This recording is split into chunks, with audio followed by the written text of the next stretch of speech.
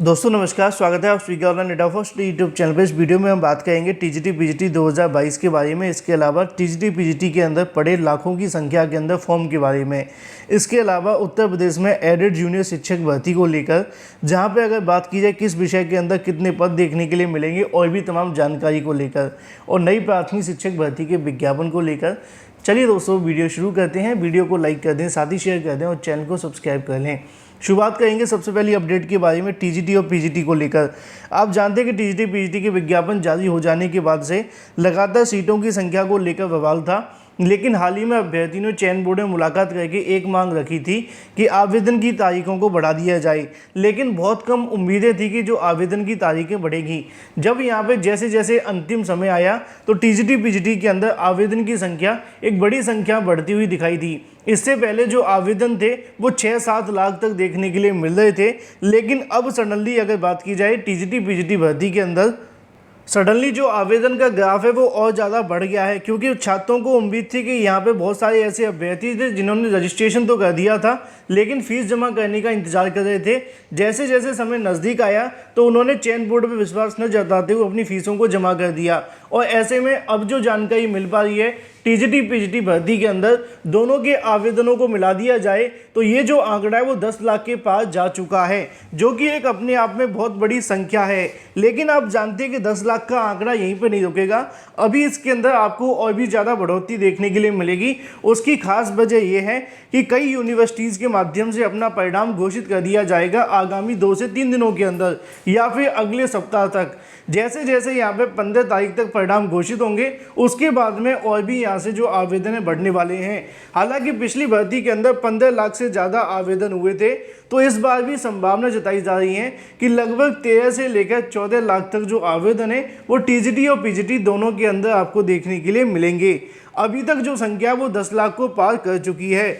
सबसे कॉमन सवाल देखने के लिए मिलता है कि किस वर्ग के अंदर सबसे ज़्यादा आवेदन हुए हैं, तो इस बात को बताने में बहुत आसानी है कि सबसे ज़्यादा जो आवेदन है बालक वर्ग के अंदर देखने के लिए मिले हैं।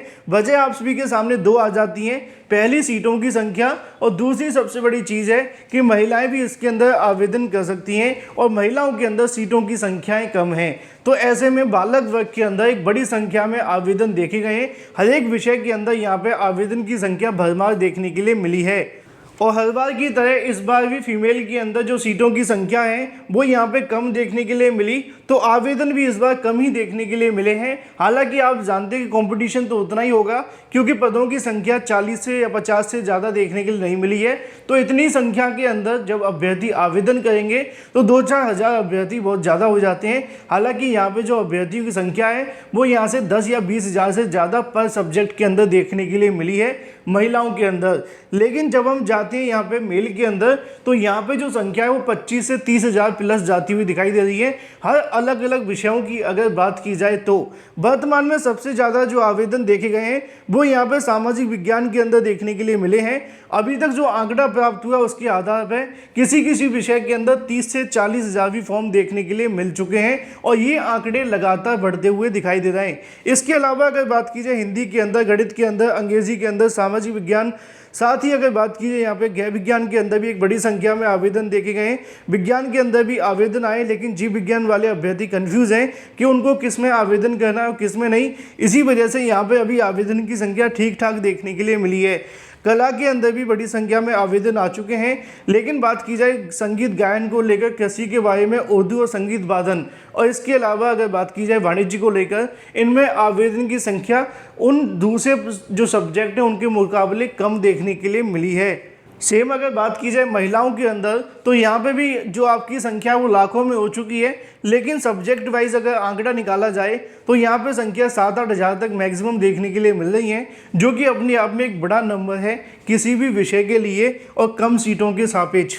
क्योंकि फीमेल के पास में एक एडवांटेज होता है कि वो मेल में आवेदन कर देते हैं तब जाकर फीमेल में यहाँ पे आवेदन की संख्या कम हो जाती है। ये बात हो जाती है आवेदन को लेकर। और जितनी बड़ी संख्या में आवेदन आप सभी को देखने के लिए मिलेंगे, उतना ही आपको कट ऑफ के अंदर उछाल भी देखने के लिए मिलेगा।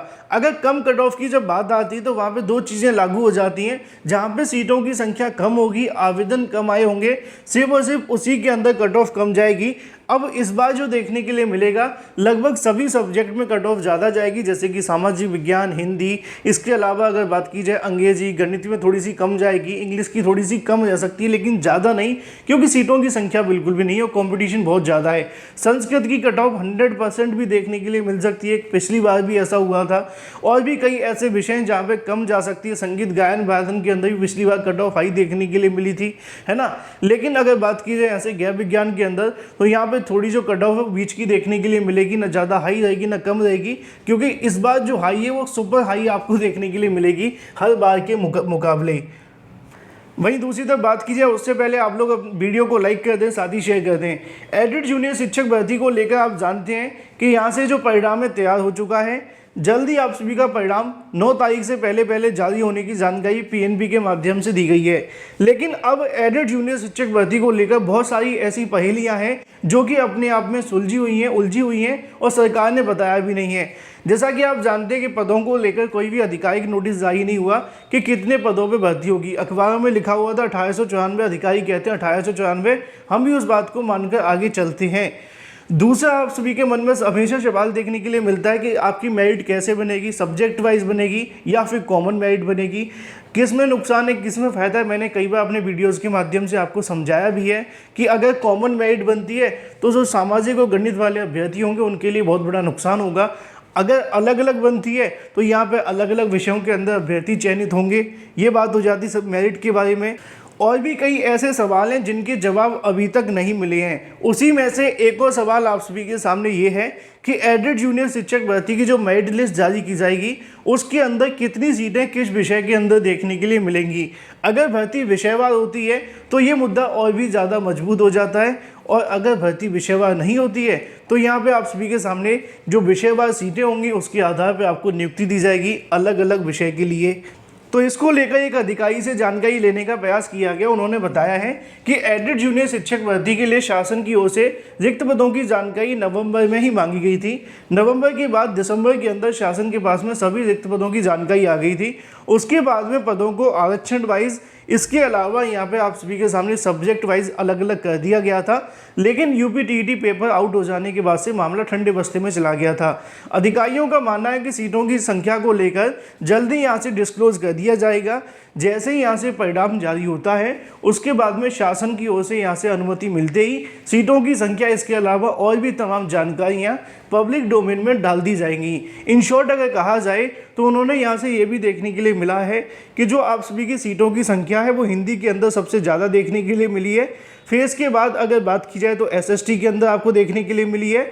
इसके बाद अगर बात की जाए मैथ और साइंस के बारे में तो यहाँ पे सीटों की संख्या हिंदी के मुकाबले थोड़ी सी ऊपर नीचे देखने के लिए मिल सकती है। इस प्रकार की जानकारी अधिकारियों के माध्यम से दी गई है। साथ ही अगर बात की जाए संस्कृत के अंदर तो यहाँ पे भी सीटों की संख्या थोड़ी सी कम है।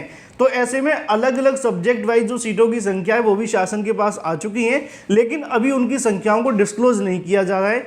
वजह आप सभी जानते हैं कि सरकार एक बार फिर से आपका परिणाम जारी करेगी, फिर मेरिट लिस्ट जारी होगी और उसके बाद में सारे सवालों के जवाब आपके सामने होंगे। वहीं दूसरी तरफ बात की जाए अपनी अगली अपडेट के बारे में, जो कि संबंधित है उत्तर प्रदेश में नई प्राइमरी शिक्षक भर्ती के लिए। नई प्राइमरी शिक्षक भर्ती की मांग लगातार तेज होती हुई दिखाई दे रही है और इसकी सबसे बड़ी वजह है पीएबी की बैठक, जहां पर सरकार ने 1,26,000 पद होने का दावा किया था, जो कि पहले से आप सभी जानते भी थे। उसी के बाद से आज की तारीख में छात्रों की तरफ से UP needs primary teacher vacancy को लेकर एक हैशटैग रखा गया था, जिसमें बड़ी संख्या में ट्वीट देखने के लिए मिले, जहां पर छात्रों ने अपनी अपनी मांग रखी कि यूपी के अंदर प्राथमिक शिक्षक भर्ती की मांग को लेकर सरकार चुप्पी साध लेती है, जबकि केंद्र सरकार की पीएबी की रिपोर्ट के मुताबिक अगर देखा जाए तो 1,26,000 से ज़्यादा पद खाली हैं। सरकार ने सुप्रीम कोर्ट के अंदर 51,000 पदों का हल्फनामा भी लगाया था। इसके अलावा यूपी सरकार के जितने भी जनप्रतिनिधि सरकार तक हमारे मुद्दे को पहुंचाने का प्रयास करें। यूपी के प्राथमिक विद्यालयों के अंदर लाखों की संख्या में पद खाली पड़े हुए हैं। छात्रों का कहना है कि पीएबी की रिपोर्ट के आधार पर नई प्राथमिक शिक्षक भर्ती का जो विज्ञापन है वो जारी किया जाए। उसी को लेकर अगला कमेंट ये है कि युवाओं के भविष्य के साथ कहीं ना कहीं खिलवाड़ किया जा रहा है, तमाशा बनाकर रख दिया है। छात्रों की आवाज़ को कोई मीडिया सुनती नहीं है, और जब ऑनलाइन अड्डा फर्स्टली जैसे चैनलों के माध्यम से आपकी मदद की जाती है तो आप लोग वीडियो को शेयर भी नहीं करते हैं, और लाइक करना तो बहुत दूर की बात है ना। आप लोग शेयर लाइक करेंगे नहीं तो दूसरी मीडिया आपके मुद्दे को उठाएगी नहीं, और अगर मुद्दा नहीं उठेगा तो सरकार तो यही चाहती है कि आवाज़ को जितना दबाया जाएगा उतना बेनिफिट सरकार को मिलेगा। नीचे आप सभी जानते हैं।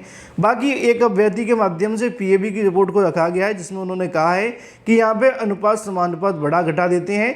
महोदय, लाखों की संख्या में पद खाली हैं, भर्ती का विज्ञापन दे दीजिए, ऐसा वो कहते हैं पीएबी की रिपोर्ट के आधार पर। मतलब ये है कि नई प्राथमिक शिक्षक भर्ती का विज्ञापन जारी करने की मांग छात्रों की ओर से की जा रही है।